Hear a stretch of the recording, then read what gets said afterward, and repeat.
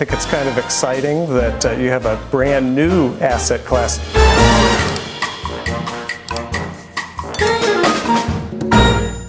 Many Americans are unaware that behind the scenes, the technical backbone of the financial system is decades out of date, many, many years out of date.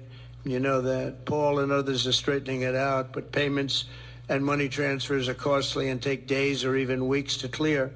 Under this bill, the entire ancient system will be eligible for a 21st century upgrade using the state-of-the-art crypto technology. Who would have thought we would have been saying that 2 years after? Tech is not a zero-sum game. We're going to grow the pie. And, David Schwartz was up here yesterday talking about rewiring the entire banking system and what this looks like maybe in 10 years or 20 years. We underestimate how big that change is and how profound it is. And we get there by being collaborative and working together, not against each other. Sorry, I'll shut up. Mr. Chairman, committee members, thank you so much for inviting us here today. We really appreciate it. Being here. Thank you. So I'm Chris Larson. I'm the CEO and co-founder of Ripple Labs. Ripple Labs is a software company based in San Francisco. We're at just over 100 employees today. About 2/3 of those are engineers. We're trying to bring together a combination of technologists with deep experience in cryptography, with financial experts that understand the basic plumbing of our global financial system, as well as regulators. Good afternoon. This is Digital Asset Guy. So at the beginning, you heard President Trump talking about giving the financial system an upgrade as it's outdated and costly, timely, everything. Then in the middle, you saw the CEO of Ripple, Brad Garlinghouse, at XRP Las Vegas 2025. The Digital Asset Guy was in the room for this. It was just very inspiring, very exciting. I'll never forget the one takeaway that one of them that I remember most was he said the Bitcoin community is not our enemy. I think he can't remember exactly, but he was saying they're not our enemy. He said, they're going to do well. I believe Bitcoin community will do well. He says, we may do a little better, with kind of this smirk, and everybody started laughing. It's moments like that when you're actually in the room with these guys that you just pick up on things that you wouldn't otherwise. Here is xrplasvegas.com. You still have time to reserve your ticket and all your accommodations. I highly recommend it. Last year was my first XRP Vegas. Absolutely changed my life. Jump-started my influencer career. I literally did my first YouTube upload at XRP Vegas, and it was just so inspiring. It was all that energy and getting to meet my heroes. Here's Bree Teresi. There's Digital Asset Investor. There is Eleanor Terrett, who we're going to hear from later. But there's all these after parties and interesting people that you meet. You just have to go. You can't, almost can't explain it. So anyway, speaking of Eleanor Terrett, well, here she says, update, this has been postponed due to weather and will likely be rescheduled, I'm told. The senators, Steve Daines and Cynthia Lummis, along with Republican Mike Carey, will host a roundtable on crypto taxes today at 4 p.m. So this is kind of something you want to pay attention to, because I personally believe the whole crypto tax structure that's in place now will change. I believe it'll have to change because if we really have the Clarity Act signed, which it will, but when they want it to, and we're actually using crypto in the economy for its utility, instant settlement in cases like XRP, is it really going to be practical to pay tax on every single transaction?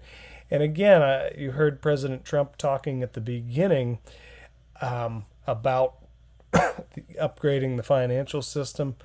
I'm telling you, I saw a video last year where he just flat out said He said, when people use Bitcoin and cryptocurrencies, they have to pay tax. They're taxed very harshly. And you know what? I don't think it's right because you're going from one currency into another. And I don't know why you would be taxed on that. The government just trying to get more money. I really don't think it's right, seriously. And now I can't find that video. I've tried so hard, but it was, it just hit it right on the head. Here is Blockchain Backer, though. Let's look at this. Today I'm starting daily auto dollar cost averages of 2% per day. Interesting. I've sat still since February 5th, but am initiating dollar cost averaging today. He posted this an hour ago. I watched his video that he just released about an hour ago. But yeah, I did kind of the same move as him on around February. Well, actually, when was it? Let's see. Well, here's February 15th or somewhere around then. I did buy the absolute bottom at $1.16, just off pure emotion and instinct. I wish that I would have went all in there.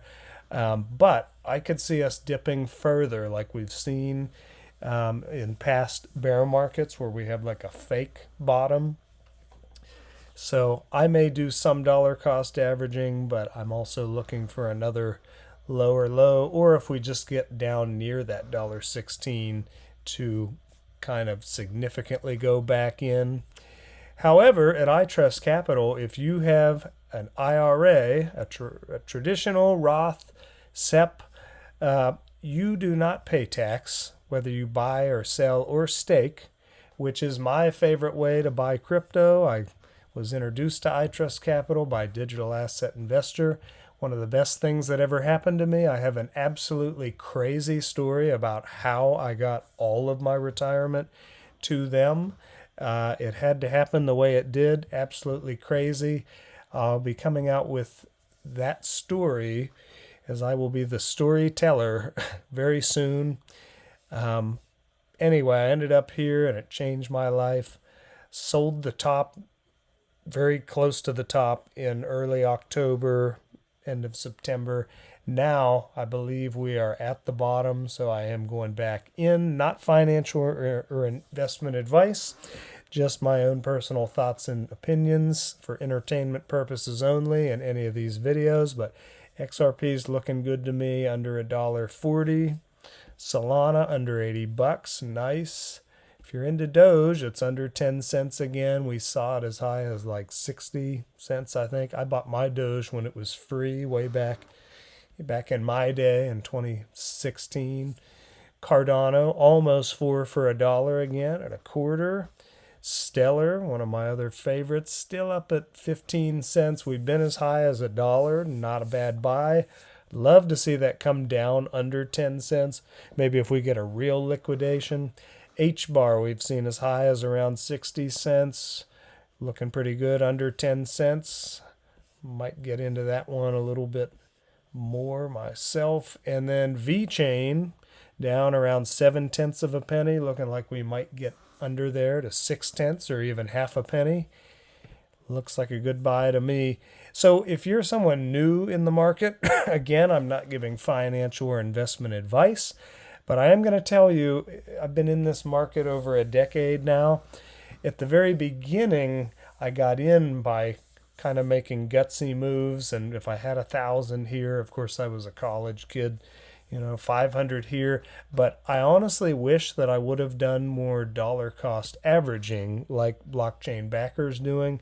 Now I've gotten relatively decent at, figuring out where these tops and bottoms are, so I'm kind of able to do that. But if you're someone new, I would look at dollar cost averaging, because you'd be surprised if you dollar cost average in, 100 a week, you're putting 400 a month, and we're in a bear market, or it takes us a year or so to actually start getting out of this bear market with some significant gains. You'd be surprised how many coins you get. And in crypto, people tell me all the time, or they try to get me to give them financial advice, but they say, what do you do? How much do you put in? Or what's a good investment. I said the only thing that matters is how many coins you own. Okay, everybody's numbers are different. Life-changing money is different for me than it is for you or your grandma or your son or daughter. It's just different for everyone. But dollar cost averaging is a great way where you're not choosing one price, you're choosing all the prices that you're dollar cost averaging. All right, more on crypto tax. This was from a while ago, but here's the White House saying that they support, at least lowering tax on crypto. Again, I'm not sure if this will happen, but I think at some point it has to happen in order for the Clarity Act, us to use crypto in the economy in order for it to all work.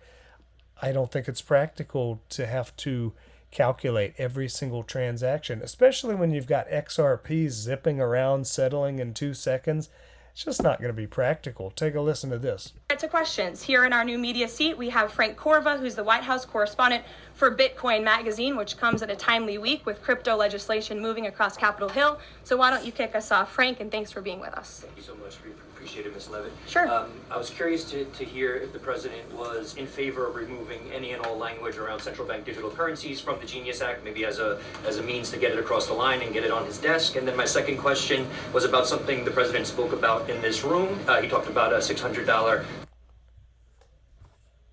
tax exemption for Bitcoin and other crypto spending. So I was just wondering if you could comment on those. Sure. Well, the president did signal his support for a de minimis exemption for crypto, and the administration continues to be in support of that. We are definitely receptive to it to make crypto payments easier and more efficient for those who seek to use crypto as simple as buying a cup of coffee. Of course, right now that cannot happen, but with the de minimis exemption, perhaps it could in the future, and we will continue to explore legislative solutions to accomplish that. As for the central bank digital currency. So anyway, there you at least have the White House commenting on that.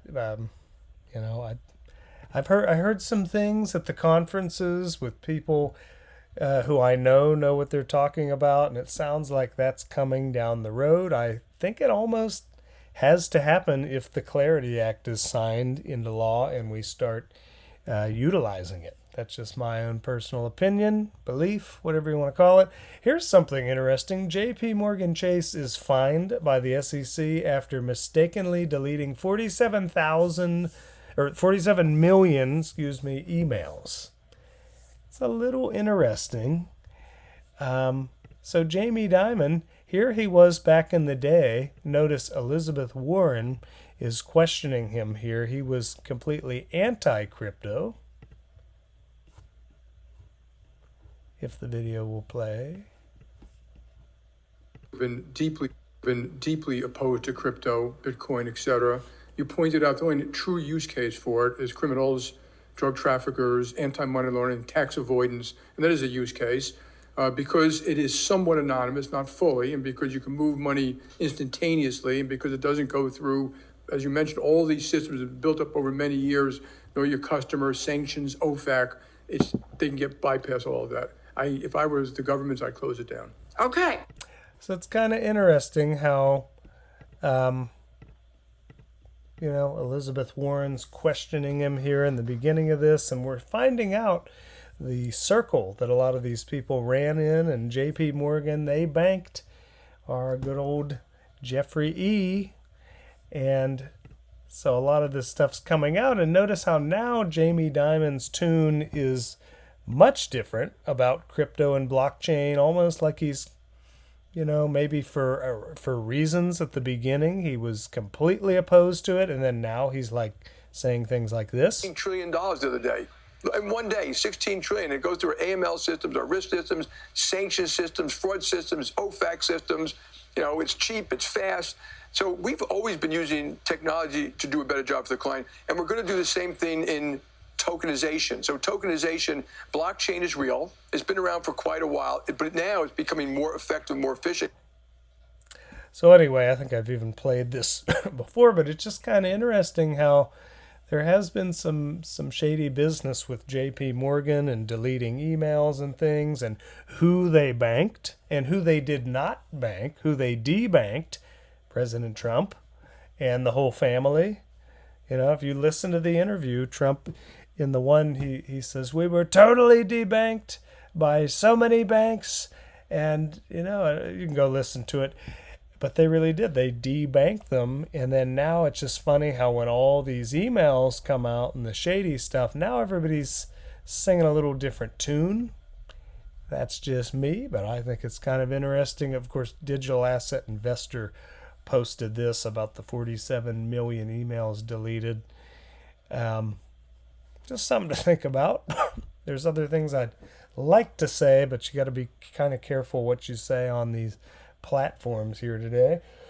Excuse me. Still working out this annoying cough. So we have good old Brad Garlinghouse. Now, I showed you guys last week, he said an 80% chance.